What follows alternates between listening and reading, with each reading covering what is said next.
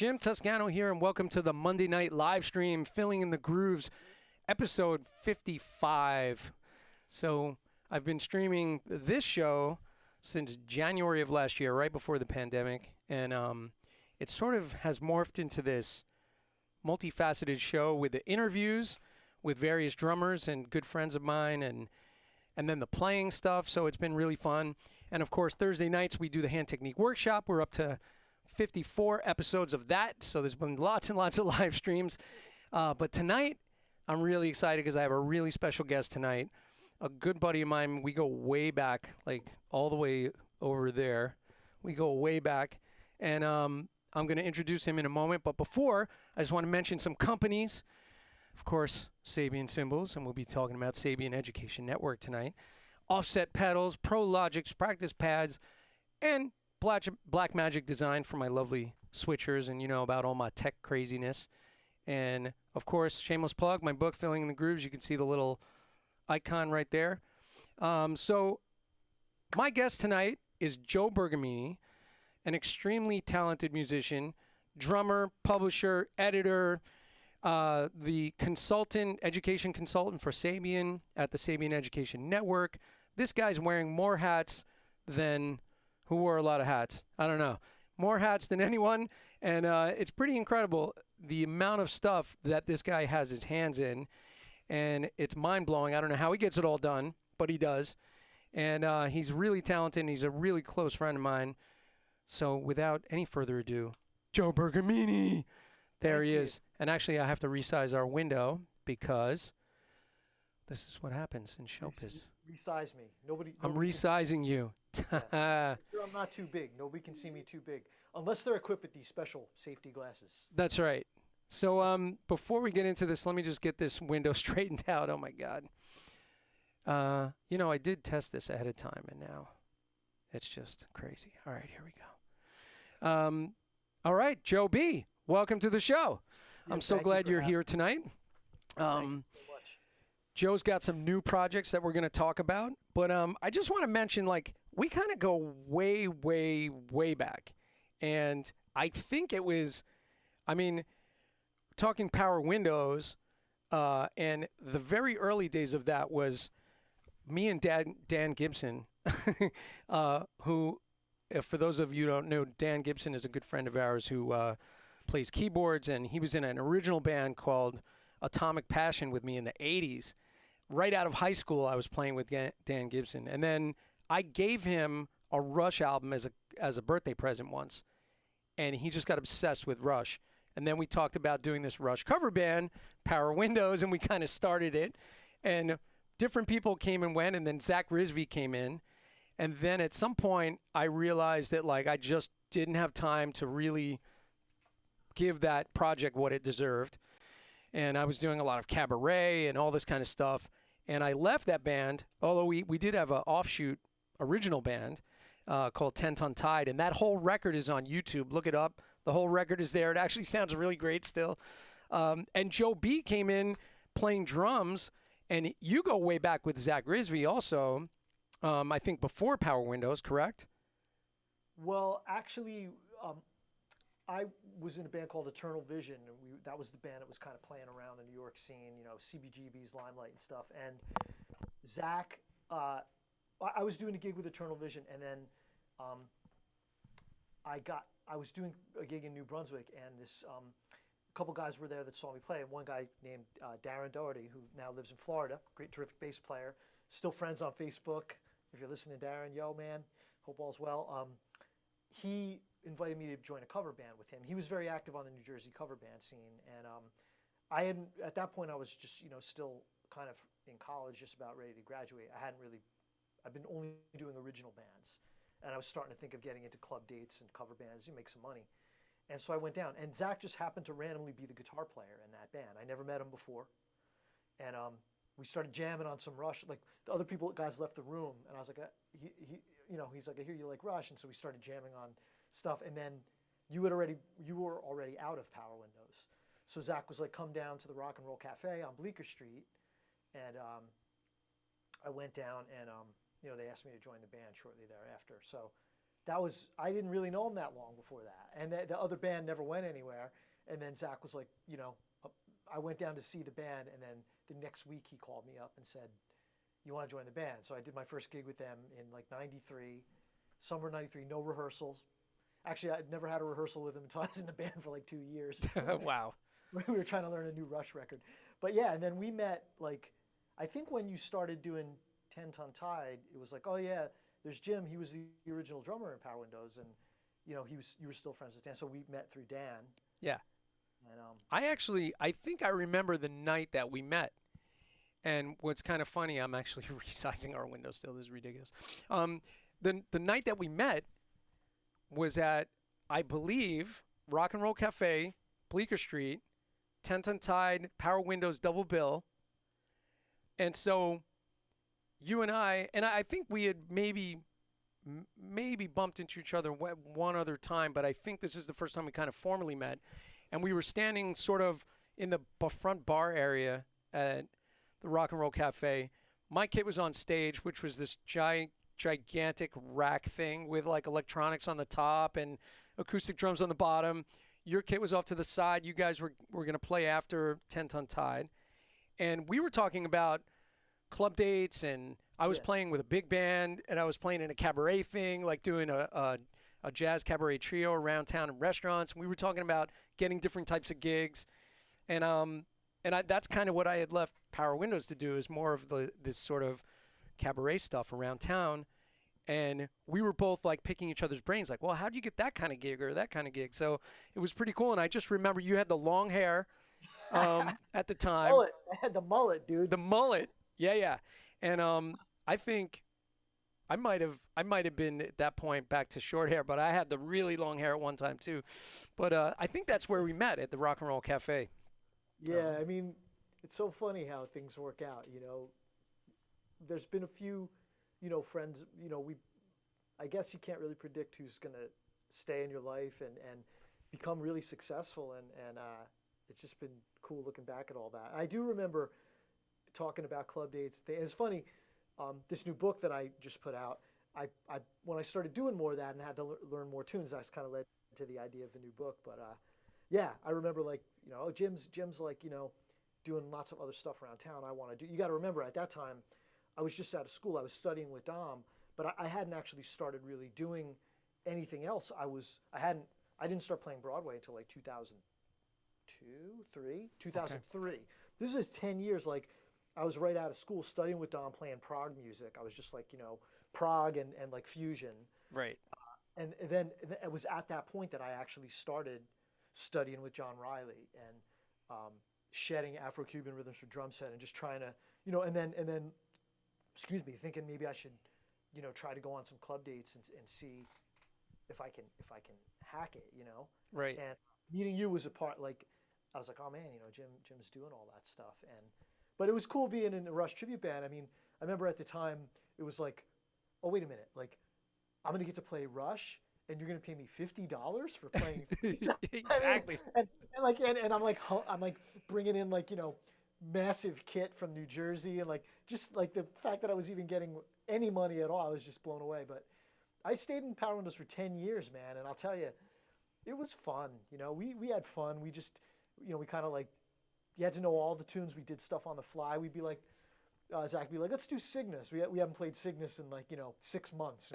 I mean, it's like, it was kind of ballsy, to be in the band. And I got a lot of students out of it too. I was, always like to keep the, productive, helpful tips going. But, people are always asking me, how do you get students? And, it's like all different ways, and like being out there playing. And I hate to say it, there is something to be said for being featured. Right. Like, when you're playing in a Rush tribute band, I mean, you're featured. Maybe if you were in an AC/DC tribute band, you might not get asked for lessons as much. But right. I mean, you were like, it was like 10-minute drum solo every night. So yeah, you were just playing your butt off, and like, and if you would just be friendly and go out to the bar between sets, sure, almost every night, hey man, do you teach? Give out a card, Yeah. And it really kept your playing in shape. So what a great memory, man. A lot of sick things happened too, like near brushes with death, like, stopping for coffee in the middle of the night, like in Connecticut, and like driving into a drug deal, and like, Oh my you God. know, yeah, I mean, like crazy, and then just funny, memorable things that the guys said, like, you know, down at, after a gig late at night in that late night stupor, you know, going to Gray's Papaya, getting a hot dog. Everybody's like, it's 5 o'clock in the morning or something. Yep. It was great times, man. And my son's in college now, and with the pandemic loosening up, he's playing. He just had his recital. It was just so good seeing him play with other people, and he was hanging out with some guys and a girl he met down there. And it was like 11 o'clock at night. I'm like on my phone, trying to see where he is. And I'm like, I sure hope he's not doing any of the stuff I used to do. I know you got to be proud, man. I mean, first of all, Nick sounds great, and I saw that post from his jazz ensemble at school, right? They were doing an outdoor thing. So it's just so great watching him follow in Dad's footsteps, right? And I mean, the last time I think I saw you guys in person was probably the Sabian thing we did at Dom's, or maybe at the last at PASIC that was in person or something. I don't know. Yeah. But it's so great that he's really into it and he's following it and he's serious. He's real serious about it. Yeah, that's something that really, we never. I never, said, hey, my son's going to be a drummer. I never wanted to, I never really wanted to do that. Right. To him, or, so yeah, he just kind of like, we just, and I don't know, a lot of people don't know this. My wife Kim is a music teacher, and public school music teacher, but she's a percussionist. That was her first, instrument. So, music is just part of what we do, and yeah, he just came to it on his own, like. And, you mentioned PASIC, like he would come to the gigs and the hangs and the clinics, and it really is like a great, community that we have, that like drummers, like we were in it before we started doing what we do now. Like you become such an expert advising all these people. I get to run SCN, but like, I mean, I modeled SCN on what it felt like to go to PASIC and hang out with you and all these other guys and talk about stuff and just, that sort of, yes, I guess it's a cliche, but it feels true that we have this special, gregarious, nature, and we as drummers. But I got to say also, I brought Nick down to the doo-wop project. Sonny had him sit in. Oh, nice. And the guys, like, I forget, I'm a little older than those guys. Like the guys were like, hey Nick, you sounded great. Like just treating him like a man. Like the singers, they've all been on Broadway, and they just treated him like they couldn't have been cooler. Like they were so professional, and Sonny brought him up on stage, and it's just pretty cool, man. I mean, none of it guarantees anything. Like I don't know about you. I didn't have any. My parents weren't musicians. Like we didn't even know anybody in the music business. Like I was strictly on my own. I mean, yeah. Thank God I found Dom. I mean, he gave me a lot of advice and set me on the right path. But so my son's kind of like the opposite. He's been able to meet a lot of these guys, from the beginning, and it's been pretty, he's just as inspired, but from a different way, Right. I mean, if the opportunity presents itself, it's there. I mean, it's all about when the opportunity comes, being prepared, right? So, as he still has to do the homework, no one's going to hand him that. So, and I come from a family that no musicians. My dad was into classical music and jazz, so he played the stuff in the house a lot. I heard records, but nobody played any instruments. And as a kid, he would take me to the opera, the ballet, to see mostly classical type of concerts. But he did take me to see Buddy Rich when I was about 10 at Brooklyn Academy of Music. And Dom said that he was at that show, that he must have been at that show, but I saw Buddy Rich as a kid. And that's the one thing my dad planted the seed was that, and he gave me a vinyl of Take Five when I was a kid. So he gave me his Brubeck records. So that was the only influence from the family. But we've kind of done it ourselves in a grassroots way of finding our own way in this crazy business, right? So Yeah. and wearing a lot of different hats, as I mentioned earlier. Yeah. Yeah. It's true. It's true. I mean, I don't. I like wearing it. We'll talk. I guess we could talk about that. But I tell you, man.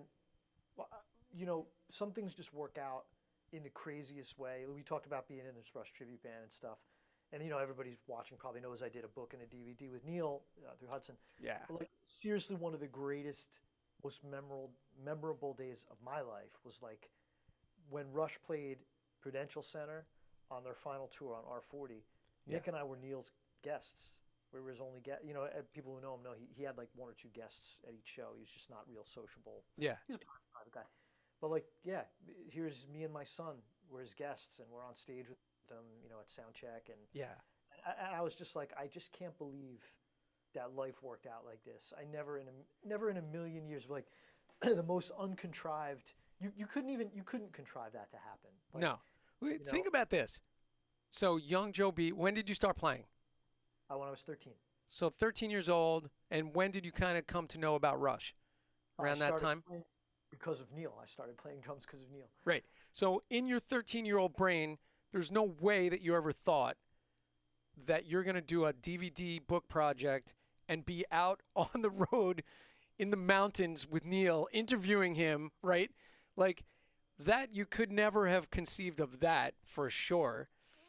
And then you actually get to spend that kind of time with him on a very personal kind of level and speak to that, like being out there on the road. What was that like, and how did that feel?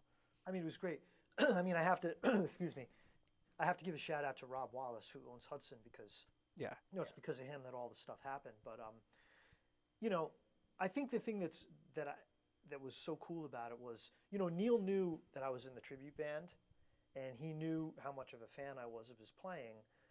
How could he not? Because I wrote this proposal for him that was super detailed. Right. And the thing was, like, people were like, oh, he was bugged out by fans. He wasn't bugged out by, he liked it when people, like anyone likes your work, you're honored that, he got weird when people,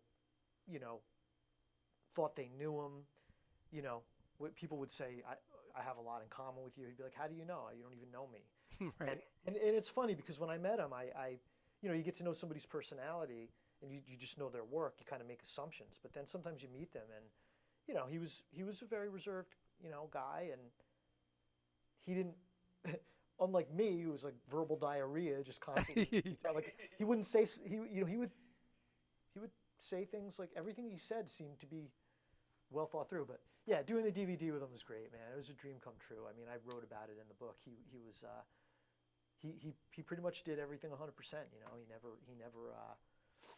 He never like dialed anything in. As a matter of fact, that night R40 at Prudential Center, some rainwater got into his motorcycle boots and he had like a fungal infection on his foot. He couldn't even walk. Oh my God. And like I was like, are you going to be able to play? He's like, I have to, but Right. I have to. And he was hobbling around and like no one knew, it looked like kind of scary. Like it was on his foot bad enough to make it so he couldn't walk. I mean, Oh my God. I'd be like, show's canceled. I'm too much of a wimp. I'm going home. Yeah. But yeah. So yeah, he was amazing, man. I still think about him a lot, and he deserved a lot more years. It's really Oh yeah. Yeah. It's really incredible. And I know just that film, there's that documentary of the final tour, right? What's the name of the documentary? You remember the name of it? Is that Beyond the Lighted Stage thing? Yeah, I think so. There were some parts where, he was having so much trouble with his back and he was just pushing through and just doing these shows and he seemed to be in so much pain, Yeah. and it really just made you feel for him and that seeing still, even through the pain, all that dedication, Yeah. He was, I'll tell you one thing, man, that I think worked to his detriment. Having sat behind him, man, he hit so hard. Yeah. You look at Steve Smith. By the way, the back trouble thing, that's all, like, I mean, it seems like you can have really good posture and technique and you still, we're compressing our spine sitting here all day, right? Yeah. So But like, look at Steve Smith. You know, Steve plays in a comfortable volume. You know, he doesn't. He's like, that's why we have mics. You know, on the Right. drums. I don't. So I think, you know, Neil could have definitely. There's a certain point where maybe he could have lightened up, but I don't know. You know, part of the vibe was just seeing him, you know, hammer that Yeah. snare drum. You know. Yeah, yeah. Unbelievable. So I want to, you know, and by the way, I recommend your DVD, your book to all of my students because it really is the greatest authority on all of the music, you know. And the thing that's interesting is that so you didn't really do the transcriptions from the studio records, you're doing it from tours, right? There's a lot of like live version transcriptions, right? Yeah, so we transcribed from the Time Machine tour, Right. and that was at Neil's request. I wanted him to talk about all the classic drum parts. Right. He didn't want to talk about his past work, but he really knew that Hudson wanted to do the project, and I think he really sensed that I was speaking for a lot of his fans. Right. So he brainstormed. At a time, it looked for a minute like we weren't going to do it. Then he came up with this idea. Well, look, I'll let you ask me about any song we're playing on the current tour, and you can analyze how I'm playing them now. You can film me playing them while I warm up for the tour. Of course, he didn't really change what he played that much, even though he changed the setup. So Yeah. so they're transcribed from our DVD. They're you can still play. I play with the original records with my students. They're close enough. Every once in a while you'll hear something that you go like, "Oh, wait a minute, that was different," right? And it you know, a particular fill or something, you know. So Yeah, um, he changed a few things like because he didn't have the tom here anymore, right? He changed a couple of things. right, yeah, yeah. By the way, speaking of like all the products, I just have to mention you have a lot of different things going on. You do have the new book coming, which is Yes. pre-order right now, right? Which is the Working Drummers chart book, right? Yep. And that's on pre-order now at Hudson. No, it's actually at joebergamini.com. Okay, so I have your website up, so that's the first thing that comes up when you go to the product section. Yep. And what the book is about, thank you for asking about it. Yeah. After doing a lot of these club dates and corporates like we talked about, I realized I had accumulated probably like 500 one-page song charts to get me through all these different gigs, and I have them, you know, on my iPad and a little app that I can scroll through. So my students expressed a lot of interest in like, how do you do a gig where you have to play 20, 30 songs you never played before, no rehearsal? Yep. And I'm like, well, I make these charts, and I showed them my method for making charts. And by the way, it's not Nashville number system. It's not any hieroglyphics unique to me. It's regular notation with some shorthand designed to get it down to one page. And yeah, it's 40 pages. It's a very focused. This is about making one-page charts to get you through gigs. I show how I do it, the different steps, and then there's about 26 engraved and 3 handwritten charts. You know, famous little short tunes that you get called to play a lot: Uptown Funk, Bohemian Rhapsody, Yeah. Build Me Up, Buttercup. You know, like stuff that I get asked to play a lot, and then you save them in your little library. So, you know, doing drum books all day with Hudson and Wisdom, I kind of realized like, oh, this isn't like, there's not really a lot of books out about this, and it could be of interest to help people. And there's that drum chart archive group on Facebook that people love. So I thought maybe, yeah, and then I have a section at the end called The Gig Rig, where I talk about your gear for reading charts on the gig.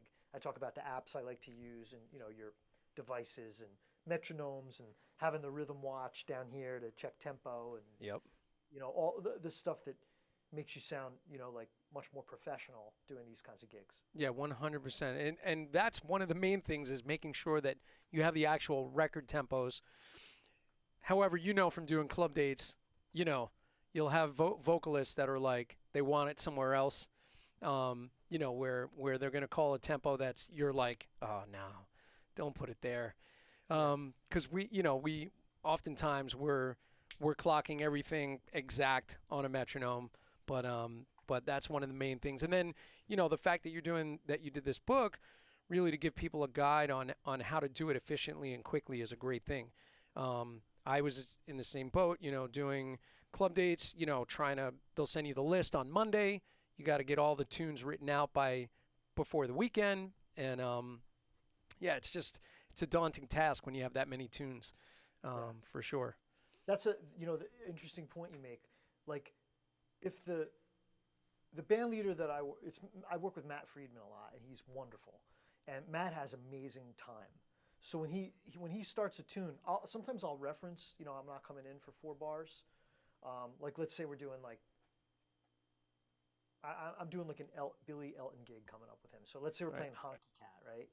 Dun, dun, dun, dun, I'll put the metronome on, and like, he's right there, and sometimes now on the gig I'll play it, it's a tight stage, right? So I'll play it and he'll hear it and he'll be like, let me hear that, and so, but if the leader, if the MD is telling you to pick it up, and you're at the marked speed, you have to pick it up. You have to pick it up. Yeah. If the trouble comes when you're in a band situation where there's no clear leadership, and somebody decides to take it upon themselves to call for something to be sped up, when they're not supposed to be doing that. Like on Broadway or on a professional stage, there's a pecking order. Right. And you can't, like, somebody can't randomly do that. They have to.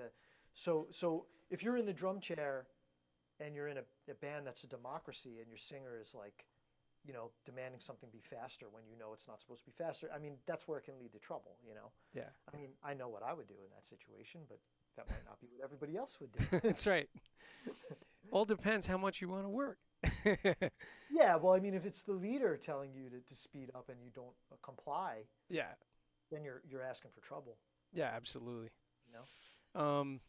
And by the way, you've edited and worked on a lot of other books, and it's incredible the amount of projects that you've worked on. Not only that, but also some print books now that are more biographical. So how's that? I mean, working from the more biographical side. I love it. So I always enjoyed writing the article part. I started, well, when I was in college, I took a poetry class, and I went to school for architecture, so I was at NJIT, which was essentially an engineering and technical college, right? And can you imagine having to teach poetry at a technical? It was like she's like, oh, but I felt so bad for her, but she was a wonderful teacher, and like, I just actually, the way she taught, I enjoyed writing the papers, and she I used to get A pluses in there, and I was just kind of like, not really. I would just get engaged and I would write, and one day she pulled me aside and said, have you ever considered doing anything with writing? Has anyone ever told you you're good at it? And I said, no. Like in high school, I didn't, I took English, I did fine, but I never had an inspiring teacher, and I never, had anyone suggest I was any good at it. And then later on, I realized I really liked the writing part. So I realized that when I started writing Modern Drummer, rock charts, and my transcriptions, you do the transcription, then you write the little analysis part. Yeah. And I dug that. I used to love writing. And so then that eventually led to doing MD Classic Tracks and the Zeppelin book, and I was writing some analysis, and I really enjoyed that. And so that part, that came to bear when I became an editor. Like, first I had like 5 books out. I had the Zeppelin book, MD Classic Tracks. These are all on my website. Yeah. Put it up and lay it down. And by the way, anybody that doesn't have the Zeppelin book, get that book, because it's one of the most comprehensive and accurate transcriptions of Zeppelin stuff, more so than some of the other stuff I've seen on the market, for sure. And I could still hear high end really well back then. So right, exactly. I can hear perfectly now under 40,000, 18,000 hertz.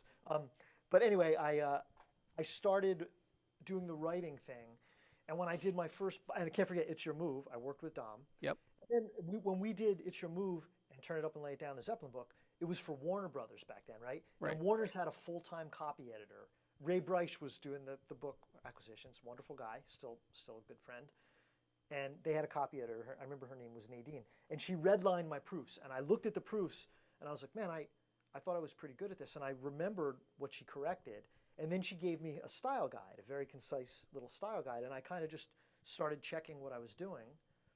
And then I got better at it. I learned, and and then eventually, my buddy Chris Galfa at Carl Fisher offered me a job as an editor there. And then I started just all this stuff. Like, I don't know about you with the text. I mean, I learned this stuff all on the job. Learned on the job. I just 100%. Yeah. They're like, we need a drum editor. Would you be interested in coming in to talk to us about it? I'm like, yeah, man, I'll come in. What's a drum editor? What is a drum editor? What does that do? Yeah. You know, and yeah. So anyway, to answer your question, I did do the educational writing with Hudson all throughout all the projects and enjoyed it, and it was good. And then as Rob started to take on more of these biographies, starting with Bobby Morris, who passed away Right. over the weekend. Oh my What a shame. God. He lived to be 95, though. He lived an amazing life. We got Bobby's biography, My Las Vegas, and I got to start being an editor on a book. Right. And there's the grammar part, but then there's the also storytelling part. So I got to tell Bobby, tell his story. And for instance, like this is, you know, and I don't mean to say this to make Bobby look bad or anything, but like he was talking about how he was celebrating his success in his life. And, you know, he got really successful as a player, but then as a manager in Vegas, and then Elvis's MD, and he owned like 4 houses, in Tahoe, and Right. you know, and it was like amazing. I mean, he was kind of like describing one of the houses a little too much, like, Yeah. and I was like, Bobby, don't put that in the book. You don't want people to think you're bragging, you know. So like, here I am trying to work with an author to try to help them, and then I was like, talk more about when you hung out with JFK, or you know, not major things, but Right. and with Lib too, you know, Lib and I worked Liberty DeVito. For those who don't know, I got Yeah. to edit, you know, full circle there, man. One of my drum heroes, and to have worked on his story with him and help him tell it. So yeah, I'm good at long-winded answers. I'm sorry, but yeah. No, no, that's great. I mean, and honestly, like even doing my book, you know, I love all the little written sections where I kind of go down my rabbit hole about each page and, you know, what I was thinking. But I had a lot of red marks. I would have had a bad grade if it was a school project because there was a lot of red marks, you know, just as far from grammar or the way that I was capitalizing things. You know, you had a lot of work to do to help me out on that book. Well, yeah, and it helps. You know, I don't want to forget to mention the Buddy Rich biography we did with Pell Berglund, and of course Robin Flans with the Jeff Porcaro biography. Yeah. I didn't really need to do as much with Rob, very little with Robin. She's a pro. She's been writing for Modern Drummer, but Yeah. But yeah, those things. I mean, some of it is stylistic, but sometimes I'll get a book proposal, and you know, look, we're drummers, and the first thing is to play well. But if you're going to write a book and you send me a proposal and there's like misspelled words everywhere and bad syntax, like, you know, or if you get an email from someone, you know, Right. and like that, I don't know. I mean, it does not reflect well on you. Pay attention in school, you know, kids who are Yeah, listening, exactly. pay attention in this class. I mean, I get emails from David Garibaldi, Steve Smith, and Neil Peart, you know, they're written properly. Right. You know, Billy Cobham, you know, Yeah. written properly. Will Calhoun, written properly. Like, they're smart people, and they, you know, so, yeah, I guess just, and of course, but I'm there to catch the commas and the apostrophes. Right. You don't need to be perfect at that. Yeah. And, Yeah. and I miss stuff too. Like I have this great text editor, Jill Flamenhoff, that I met through Stanton, and she's a pro, so I'll get her to check my stuff too. You know? Nice. You know what? I think we should check the chat because we've been kind of rolling for a while, and you know it's sort of at that sort of halfway point. Let me pull up the chat real quick, and for all you guys that are hanging out and gals, hopefully, let's see if we got some questions coming in. Questions, comments, anything. So going back to the beginning, Karen Fetter is in here. She said, hooray. Pat Ross is in here. He said, good Monday night, Jim and Joe. Got my popcorn ready. Let's talk drums. So this is going back to the beginning of our live stream. Bob Sears is in here. Locked and loaded with a fresh cup of coffee. Bring it on. Yep. Got my coffee right here. You guys are drinking coffee late. You guys are going to be up all night. Rocco Deserto, one of my young students, is in here. He's been working on some Rush. Bob Sears is hanging out. Lucia's in here. Hey, Lucia. I know you'll have some questions, Lucia. Good to have you in here. Lucia is a young student of mine. And let's see. Simon's in here. Simon Jarning. Oh, hey, Simon. What's up, Simon? Good to have you in here tonight. Lucia said, oh, I knew she'd have a question. Lucia said, question for Joe. What do you look for in the perfect drum book? Well, that's a Let's hard say there are no perfect drum books. Yeah. So the answer is pretty easy actually nowadays. It has to fulfill two requirements for me, and it's really hard to fulfill both of them. The first one is it has to be something that hasn't been done 1,000 times already. Right. And the second is it has to be of interest to enough people that they'll buy it because we're publishers. Yeah. You can self-publish the book. You can write about playing, hybrid rudiments with your feet over Afro-Cuban ostinatos with your hands, if you want, and you can self-publish that as a PDF. But realistically, who's going to not? I never ever judge the thesis of the book. It's just a question of, we have to look at whether it's useful and whether it can sell. So yeah, Right. so that's what if you're working on a book, try to make it. And Jim, you did great filling in the grooves. I mean, I think it's the best drum fill book out there, Thank you. and I use it with my students. I mean, I probably use it more than some of my own books actually. But yeah, so yeah, if you're thinking about writing, first of all, if you're thinking about writing something and you're inspired to write it, do it. Do it. But just be prepared if you're going to bring it to a publisher. If I have to see if it's going to be, like if you do a beginner drum book method right now, you really have to do something unique and new and special. Right. Because there's just a zillion of them out, and there's a lot of really good ones out. So if you're gonna, that's yeah. If you're gonna build a better mousetrap that way, you got to really think it through. Right. Yeah. Yeah, man. Anthony And then- Cucina's here. Hey, Anthony. Saying greetings, gentlemen. We just had that new Steve Gadd book, Gaddaments, coming out with Hudson. Oh, that's right. Yeah, and that one's like Gadd's premise is like it's based on. Can I play it on the pad? You guys can hear the pad, right? Yeah. So if you're playing like flam paradiddles, right?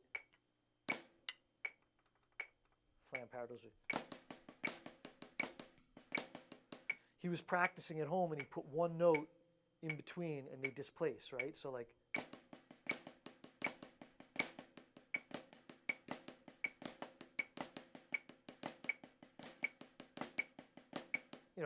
Yeah. Displace to the E to the N. What I do to go to the E to the, I went.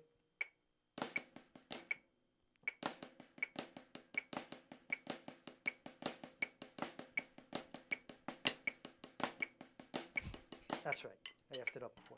Nice. So he was playing those kinds of patterns, displacing them, and that's the concept behind Gaddaments. Is he started coming up with these patterns, and then he started displacing all the rudiments and making up his own stickings within the rudiments. Nice. So that's going to be out soon. That's really kind of cool because it's his classic approach, but fresh approach to the classic rudiments with displacements. And his whole thing is like, he had me playing some of that stuff on Zoom calls. Oh, okay. Yeah, and he's like, Joe, play it for me, man. I want to make sure it makes sense to you. And I'm like, right now, right now, right now. Like me now for you, Gad.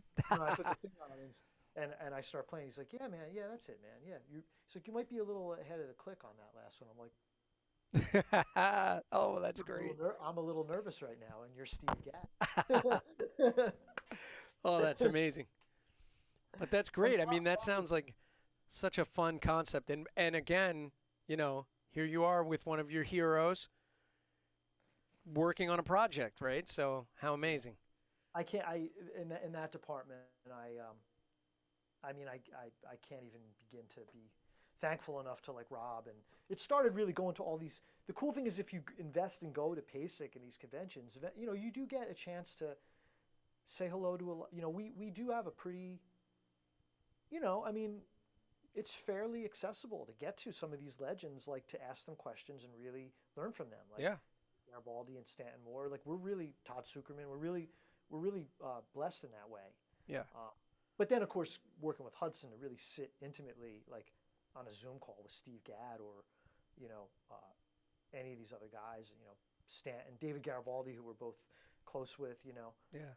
And to just Steve Smith, you know, has become a good friend. And I'm just constantly like, I'm not only thankful, but I'm like humbled because they're so great. But you just see there's no smoke and mirrors, man. It's like, Right. you're talking about thousands of hours of just devoted, their lives are devoted to being great drummers. Yeah, there's no easy way, guys. It's just the hard work.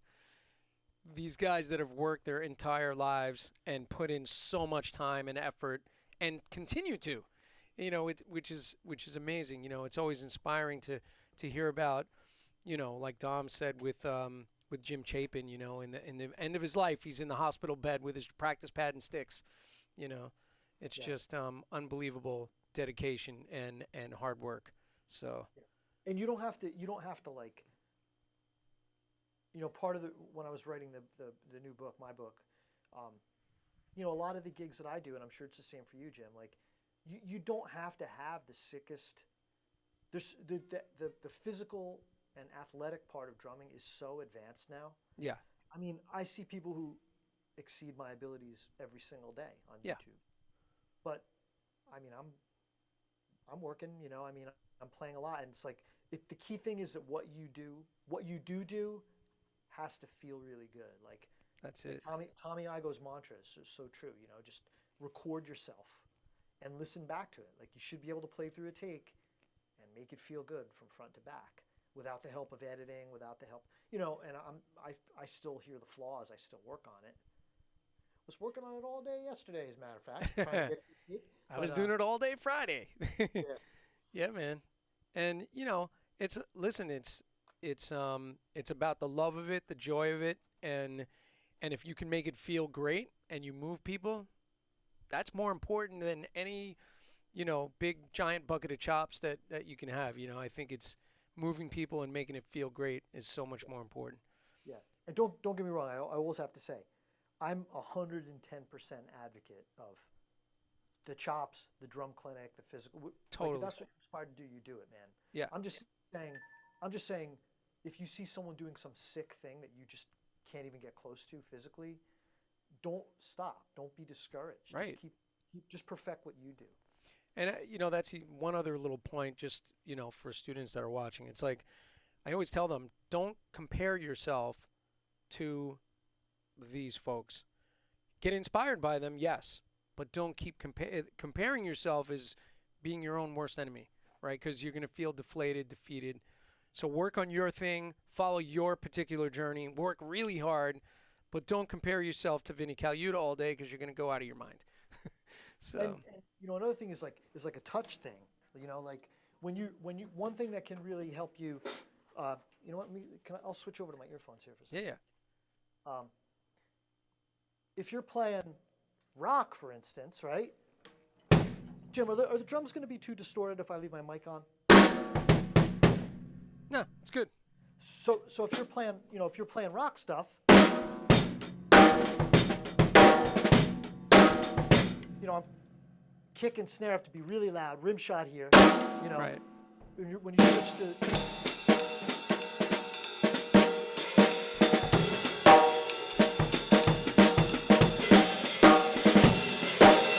my whole vibe changes, you know. Right. Like you don't have to be Tony Williams and Neil Peart as long as you change your dynamic structure, you know. I mean, I still love to go, you know.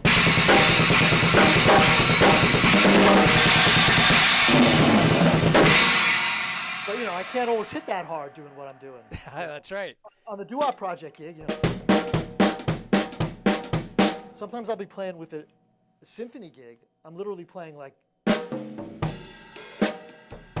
Right. but I'm still trying to make. I don't want that to be top heavy. Like, Right. I want to still have a, you know. Right. So yeah, playing soft with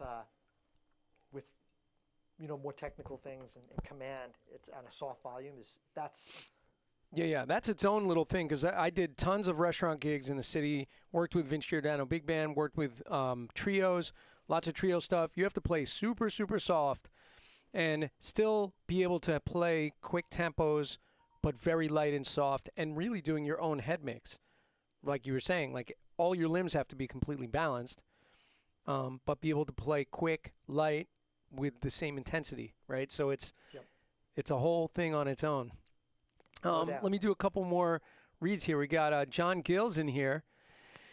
And John Gill from Oneonta, New York, hanging with us. Yeah, man. Nice. He's excited about your new book coming out, so that's cool. Thank you, John. I appreciate that, man. Yeah, I was going to say, Lucia said that she got a Rush record for her birthday. And Lucia, didn't you get, you just got 2112, didn't you? Oh, And nice. I said, Lucia, I go, the first time you listen to it, turn out all the lights when you put on the first track and listen to it in the dark, because it's really interesting to kind of, that's the way I heard it, like in the beginning with me. Just the way that, that it comes in. Even though everybody's playing a 4-piece kit nowadays, I still like me a good.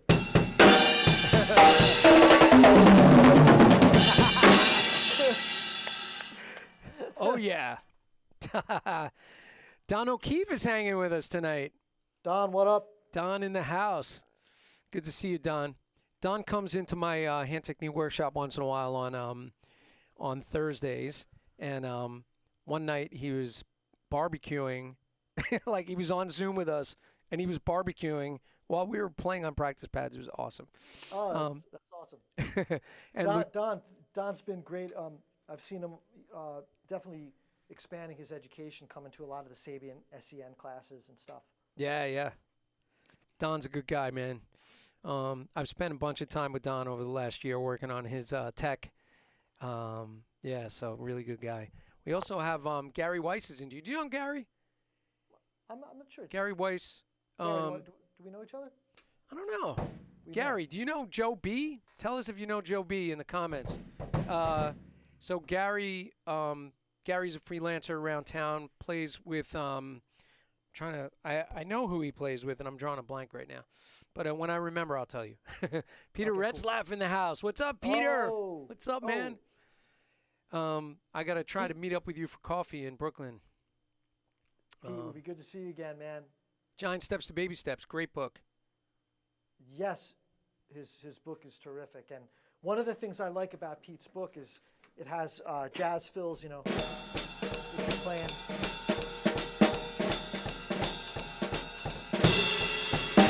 It's very applicable, very simple end of the phrase ideas. Yeah, man. And, a lot of other books don't have. All the play-alongs are really cool in there. And the little trades, it's got all these nice little trading to do. And it's a simple concept, just an eighth note concept kind of throughout the independence part of the book, which is awesome. Yeah, man. Don said, how's the GAD book coming? I think it's coming along great. We were just talking about that. It's at the printer now. So Lucia has your Zeppelin book. She said she loves it. great. Larry Rizzo, what's up? He said, I hope everybody's having a great Monday night. Thanks for insights in drumming and music. Al Henneborn's in here. Nice. He's like, what up, J and J? Right. This guy, Dom Famularo's in here. I don't know Dom who that guy is. Oh, man. If you guys are going to play the Zeppelin book, I don't know. I play the drums. I like Italian food. I like to fish.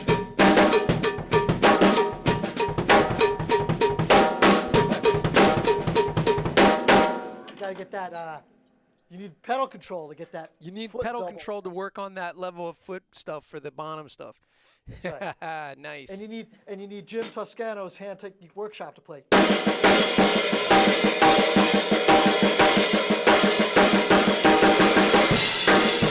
Actually, with this distorted vocal mic, that sounds kind of like it. It sounds a lot like the record. But for those you don't know, he keeps that going the whole time. So you got to get that left hand in shape for that. Oh man, and that that goes back to sort of the early days of rock and roll, where that double-handed stuff comes out of shuffles and then it's straight. When it started to get sort of between straight and swung, and then it started to get more straight, and they kept that double hands thing in. Yes. Earl Palmer, right? And let's not forget.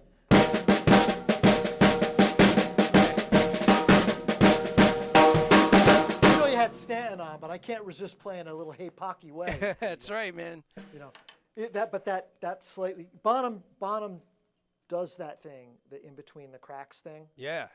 Like I always feel like if you slow down,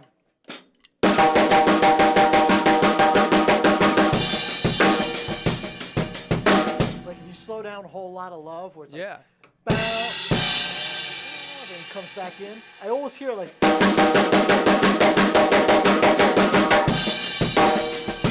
I'm hearing that like he's Yeah. not. It's not perfectly even. There's a little New Orleans going on in that. Yeah, for sure. Sorry, I'm getting off into all these little. No, man, that's great. I love it. Marty Mandel, hanging Marty, with us. yeah, man. Marty's in here. All right. Dom said, "What is the experience with Steve Gadd on his new book?" But we kind of addressed that. I think that was earlier that Dom said Okay. that. Yep. Gary Groovy, when coming from the writing transcribing world, do you find you rely more on charts and not able to memorize as well as others? Oh, it's a great question. Who's that question from? Gary Weiss. Gary. So, yeah, man, very interesting question. So, the answer is, it is possible that if you read charts all the time, you stop being good at remembering tunes. I've started to figure out that there are two different muscles in your brain that need to be exercised. Yeah, man. For instance, I have this Billy Elton show coming up with Matt Friedman, and the Billy stuff I know pretty well, but the Elton John tunes, I never really played them, and I'm actually trying to memorize all the tunes just to re-exercise that muscle.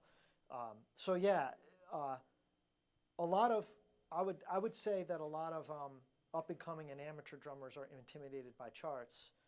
But I think there's a danger for a lot of pro drummers, working drummers who are just jobbing all the time. That if they don't have a chart, they're not remembering the tune, or they're just playing, phoning in some kind of close thing. Yeah. So yeah, I've been trying to re-exercise that muscle, and I'm using the gig I have coming up has these Elton tunes, and so I'm trying to. And Nigel Olson's parts are like very peculiar. Yeah, they're really different.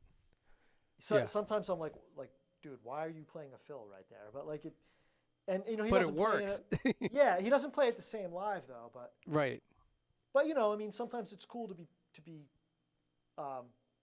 putting the right thing in the right spot. Yeah. I don't know. Like in Saturday Night's All Right for Fighting, So it's like.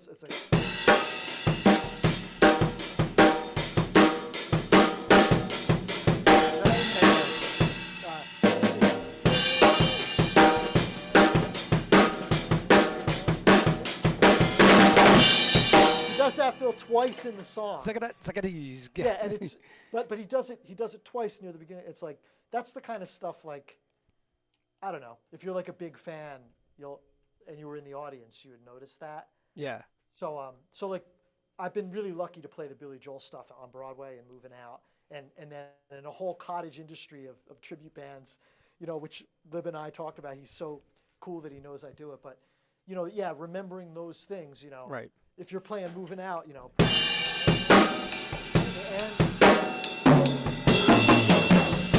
got it. I mean, Right. If I was in the crowd and, Lib's parts are so memorable that, if you didn't play them, I would be a little bit like, I don't know. Yeah. People come to expect them, and they're really lyrical. So they stand out as almost as important as the lyrics do. Yeah. But yeah, you do need to do both. So whenever you think about reading, don't think it means you're learning it instead of being able to remember songs. Matter of fact, I'm really impressed. Like especially in that moving out scene. I'll use an example. My friend Greg Smith, the great rock and roll bass player, has played with Alice Cooper, Dokken, Rainbow, Ted Nugent. He was in Moving Out. One of the best pocket bass players I've ever had. I've done like local gigs with him. Every time I go on the gig, there's like 30 songs I don't know, and he doesn't use charts. Lyric sheets, yes, but charts. Yeah. No. I'm like, bro, how many songs do you know? This guy knows thousands of songs. He's a rock and roll bass player. Like that's what he's on earth to do that. Right. And he knows thousands of songs. I'm like blown. I admire it so much.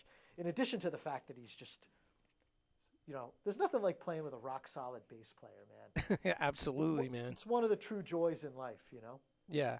And, some guys are just sort of walking encyclopedias of tunes, which I'm always impressed with that. That's tough, man. That's tough to have all that stuff in your head and really know them all. Yeah. Yeah. But I will say, part of exercising that muscle of memorizing stuff, like when I chart stuff, if I do a really concise chart where it's really transcribed, that's as good as playing it a bunch, because then I start memorizing it from writing it out, I find. Yeah. When I chart stuff, it kind of starts going in my head. Yeah. But do you ever have the thing that, like, if you use the chart enough times, it becomes a crutch? Oh, yeah. If you use the chart all the time and you play it only from the chart, yeah. But there, that thing, like when you really know the chart and it's sort of memorized, you just look at it because it's there. Yeah. But you kind of have it all in your head anyway. Yeah. So when I learned Jersey Boys, it was my second Broadway show that I did, and I pretty much memorized the whole thing before I went in because I knew I was going to be petrified with the moving riser and the conductor. Yeah, yeah. I'll tell you, I kept the charts. There was an iPad on the moving riser. 10 years I subbed that show. I kept the charts up on the stand for 10 years. Just I was afraid I was going to forget something. And like, it's prepared reading. What you're talking about is not sight reading, but prepared reading. All right. That prepared reading becomes like, oh, right, that. Yeah. And when we played La Villa, the part in La Villa where it's like, and then after that he goes to that.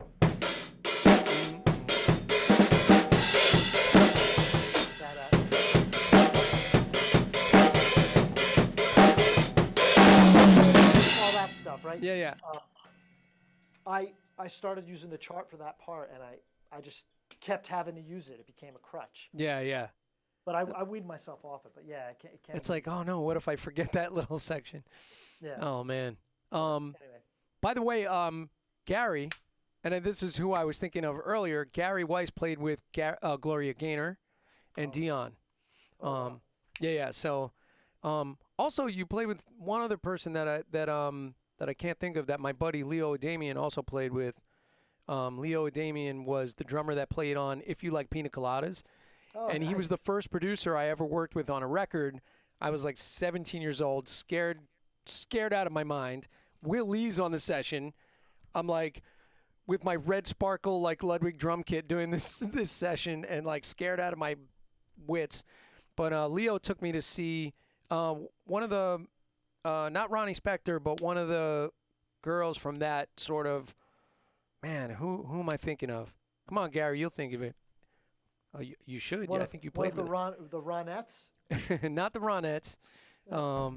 Also, Dom mentioned about national parks, and I know you're a big national park fan. And I wanted to just mention quickly, like I told you, we did a road trip across the United States with an RV when my daughter was about 7.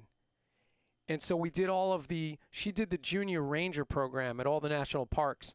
So like the Painted Desert and, all these amazing places around the country, including the Grand Canyon. And I know you're a big national parks guy, and you've probably visited way more national parks than anybody I know. But what is that up to now? How many is it? Well, I've been to something. It's not just national parks. It's like I'm kind of intrigued by the National Park Service. So you have national monuments, national historic sites, national parks, national seashores, national scenic rivers, lake shores. So all of the NPS sites altogether, I've been to about 200 of them. Wow. There's 459, I think. I could be off on that number. And so I've been, I really subbed on Broadway from about 2003 for about 10 years. That was the majority of what I did. But then I started playing with the Doo-Wop Project, and we tour a lot. Like before the pandemic, we were up to almost 100 dates a year on the road. And I just the way the guys travel, we fly and we go on the ground for a few gigs and we fly back. There's usually rental cars, hotels. It's a very nice, not only great guys and fun to play with, but because we don't have a bus, there's some freedom, right? There's like Right. so. I got into the parks. We just took a family vacation to, I think, Rocky Mountain National Park or somewhere, Everglades, and just like many other Americans, got fascinated. And then we started traveling. Go to D.C. You know, I went to like Ford's Theater and the memorials, and started realizing that it tells the story of American history. I got really fascinated with that. And then as I got on the road, you know, I started just. I've always been the kind of guy like I just don't. Unless I have a book I'm working on or I'm busy, you know, I got to get work done in the hotel room. I'm like, you know, what am I going to lay around this hotel for? I should go out, you know, look at Neil, you know. Mike Portnoy was funny. He's like, sound check 4 o'clock. Like, I just woke up. I just had like Fruit Loops at like 3. He's like, I'm thinking of Neil. He's already like lived a whole day. Like, he already rode, like, you know, 400 miles on his motorcycle, went sites. And now he's going to play a 3-hour Rush concert. Like, Right. But I always figured like, you know, hey man, life is short. I'm out there. When am I going to be in? You know, I'm playing with the Omaha Symphony in June with the Doo-Wop Project, and I have 2 national park sites that I haven't been to in Nebraska. One's the Missouri River, and yeah, I'm going to go. I mean, Gotta do it. sometimes I take a real early flight, and the guys like to travel the day before, so I'm like, I'll just make a day of it. And but I tell you, man, the things I've learned from going to the historic sites, like, you know, Sand Creek Massacre in Colorado, like Native American massacre by the United States Army. Like, Right. you learn things. You learn the good and the bad, you know. And I still enjoy learning. You know, I kind of like have a lot of interests, I guess. You know. Yeah, man, it's great. I admire that, definitely, and I see it in your posts every once in a while. You're posting from like a park, you know, and you'll mention which park you're at. I'm at Gateway National Park every day with my dog, because it's right here on Staten Island. Yeah. So the Gateway National Recreation Area, if you're in the New York area, preserves not only the beaches that everybody goes swimming and everything, but the forts.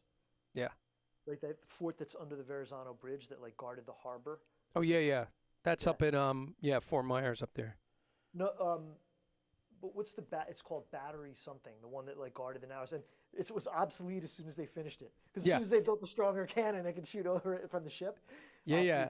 It's crazy. Yeah. I did a photo shoot up in there. It's really beautiful, man. And the part that's above it on the hill is Fort Wadsworth, right? Right. That's what I meant. Fort Wadsworth. I said Fort Myers. But yeah. So anyway, just like I would say, it's really like fun to just keep an open mind and go and learn stuff. You know, you learn about, you know, and I like all of it. I like the Civil War history stuff. I like the African American history stuff. I like the Native American history stuff. I like the current history stuff. I went to LBJ, the Little White House. Yeah. You go in his bedroom and it's like their clothes are there. It's like he's gonna walk around the corner, like, you know. Yeah. So anyway, it's really cool. Something I really enjoy. And yeah, now in the pandemic, I haven't been able to do that, but I see your posts from the beach there. I've been going to the Great Swamp, which is a national wildlife refuge, and Right. it's cool going to it's actually even cool going to one place and getting really intimately familiar with it. Like, Yeah. there's nothing to do with drumming. I don't know, but Yeah. No, but it's, you know, it's, for me, it's that sort of peace of mind and sort of going, kind of clear your head, be in the moment, very much in the moment, and it kind of gets you ready for all the chaos of the day. So I do it every day. I'm in that park. You know, there's deer everywhere. You'll see a bald eagle, hawks, like all this stuff. It's just amazing. I think if you, as an artist, like, we're not writing lyrics as drummers, but when you solo and when you play the drums, like you're speaking, like it's your expression. Like you just, I mean, I don't know if I'm any good at this, but I've been at it since I was 13. So when I play, it's just who I am comes out. I can't help Right. it. Like, probably sounds a little OCD, probably sounds a little like all my influences and some other little you know, like it sounds like my personality. Like, but in order for you to express what you feel and what you think and what you're feeling, like you have to get out, you have to have something to say. Yeah. Having all these diddles and chops and everything, those are words, but just saying words doesn't move anyone. It's like, what do the words mean? Like that's, Right. and so that's like Bill Bruford called life beyond the cymbals.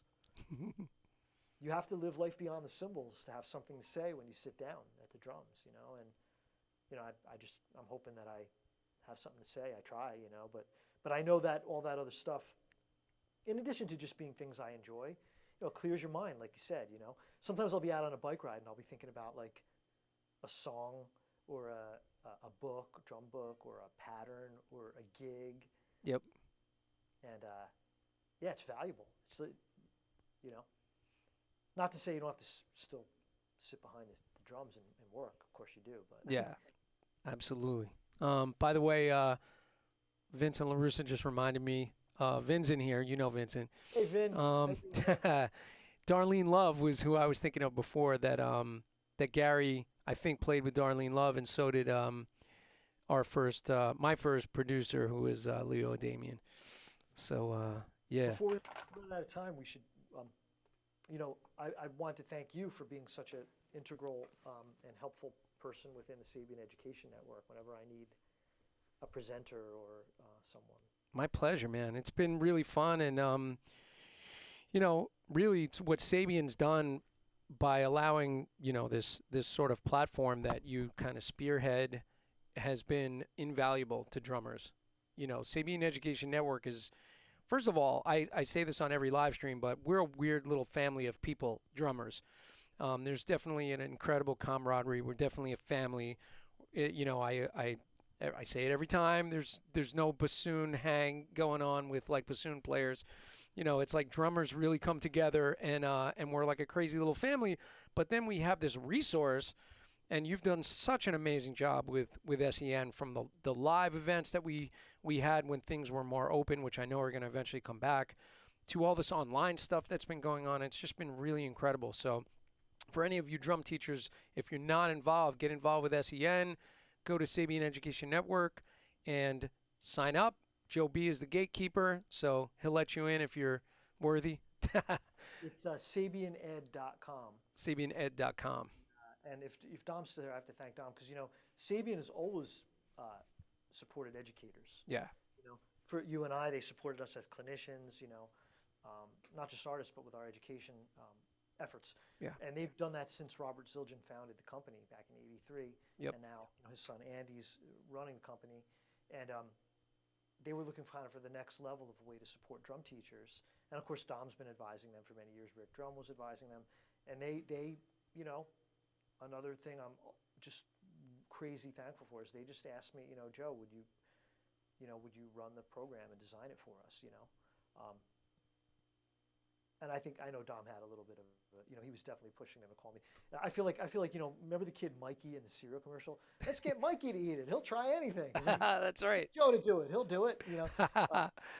Yeah, no, it was, it's been amazing, and I'm thrilled to be able to do it. So we do have some cool stuff coming up. We have a recording in Logic drum class for members only coming up with Mike Sorrentino. Right, that's a part 2, right? Part 2, yeah. And then we have, that one's a paid course. It's $20 for 90 minutes. Right. Limited to 50. But then we have a Q&A with Liberty DeVito coming up. And Liberty's talked about his biography a lot. So this time I'm going to sick you guys on him. It's going to be, the members can ask whatever they want. Oh, that's great. Be open for anything. So, but you know, I'm open for, if any of you guys and gals are members and you have a class you want to see or suggest, paid or free, you know, throw it at me. I'm all ears. I'm just trying to do things that people think are helpful. And Jim, I know every time we do a online technology Zoom lesson course, I mean, we could do them every day. I mean, it's like the new normal. People need to know how to do this stuff. So yeah, you know, we do them, and thank you for being a co-host. People just need it, and that's manifest by how many people show up every time we do it. Yeah, we always have a great turnout, and I'm glad I've been able to help with that. And you know, as we've done them with you and myself and Dom, it's been really fun and really inspirational to people, I think, and lots of great information. I think a lot of that stuff is in the library. Is that true? Up on SEN, some of the free stuff. Yeah, almost all of the old sessions, with the exception of the paid courses, are right. Are in the library. I currently don't have a way to sell the previous paid courses. I want to try to do that, but hopefully in the future. Yeah. And I know you have to go teach soon. Just anything else that you want to push? So we got your new book coming out. Yeah, I really, I'm really excited. Wait, did I show you guys the cover? Yeah. Do that. Share your screen. Yeah. There it is. Look at that. That's the cover. I think I'm playing a Billy Joel song in that picture. That was the picture I used for promo of you. Yeah, I like that one. The photographer, actually Greg Smith, called me for that. It was out in Pennsylvania. It was during the pandemic. We got to play a socially distanced concert. Nice. Out there. So that was nice, and I'm just excited. I forgot. It's exciting to have a book come out, and it was kind of like brewing, and I really didn't even tell anyone I was working on it. So I think it's going to be fun and helpful for people, and it's not an encyclopedia by any stretch. It's a very concise topic. So Cool. you might like it. Any other things to plug coming up? Any gigs? Doo-Wop Project's getting back up and running. We're playing in Queens. Actually, this is open to the public for New York-ish people. When is that? Yeah, let me look. We're playing at. I don't know who the promoter is that's putting this on, but it's. It's a drive-in show at the Bay Terrace Shopping Center in Queens. So normally we do, outdoor show. We could have a couple thousand people, but I don't know if this is socially distanced. I do know that New Jersey and New York are upping the limits for gatherings. Yeah. So, but anyway, it's Sunday, May 23rd is our first show back with the Doo-Woppers. I'll be in Omaha with the Omaha Symphony with them on June 18th and 19th. Nice. And then June 27th, we'll be at the Ridgefield Playhouse in Connecticut. Then later on in August, we have a couple shows down in Holmdel. I think we're playing at the rooftop deck. It's for Axelrod Performing Arts Center, who's in Long Branch, but I think we might be playing at the rooftop deck at the PNC Bank Arts Center. I'm not sure. Oh, nice. That's in August. That stuff's going to be on my website once I get around to throwing it up there. And other than that, just check out SEN, check out the new GAD book. Yeah. And I'll just say, I can't divulge what's going on, but Hudson has some really exciting stuff coming. Yes. We got a couple of other of my heroes that have agreed to subject themselves to my scrutiny and creepy abuse. No. Yeah, so we got a couple cool things coming on. Yeah. Where's the Gattaments book? Gattaments, you should go to hudsonmusic.com. Is that pre-order or is that? I'm it's skipping my mind right now as to whether I don't think it's in pre-order. I think we were waiting till it was. Let me just take a quick look while I got you guys here. Yeah. And I think we should maybe consider a part 2 because there's a lot of stuff I wanted to get to with you. So maybe down the road when you have some time again. Did I play too much or make too much noise? No, not at all, man. It was perfect. Yeah, I gotta go teach, but next time I'll show you my favorite Jeff Porcaro groove. Yeah. No, okay, so it's there's a just go on the Hudson Music site on the Gattaments page. You can get notified for when the book is in release. I think. Okay. So this way, when it's in stock, you'll get a notification. You can order. I'm just doing the pre-orders for my book on my site. I just figured I would do that. But of course, you'll be able to order my book when it's in stock too. The Gattaments thing, just sign up on Hudson for to get more information. And when it's in stock, you'll get a thing you can order now, and then you can, get on the list to order. There's also some nice packages of you get a signed book with a pair of sticks and some other symbol. So you can look on there for some of the cool higher end packages that we're going to have too. Very nice. All right, my brother. Thank you. Well, I know you have to go teach. I want to thank you for being my guest tonight. I think people really enjoyed it, and we go way back, and so every time we do something together, it's always fun. This has been great fun, man. This has been great because you know me so well, and we know each other so well that I feel like I can let my hair down again. It's funny, you get into I haven't been interviewed as much as, I guess a really famous guy, but I've been interviewed enough to notice that people ask you the same things all the time, pretty much. And I don't mind telling the same story a few times.